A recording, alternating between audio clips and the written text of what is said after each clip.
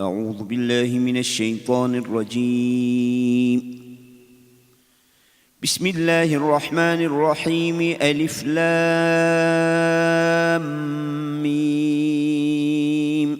ذلك الكتاب لا ريب فيه هدى للمتقين الذين يؤمنون بالغيب ويقيمون الصلاة ومما رزقناهم ينفقون والذين يؤمنون بما أنزل إليك وما أنزل من قبلك وبالآخرة هم يوقنون أولئك على هدى من ربهم وأولئك هم المفلحون.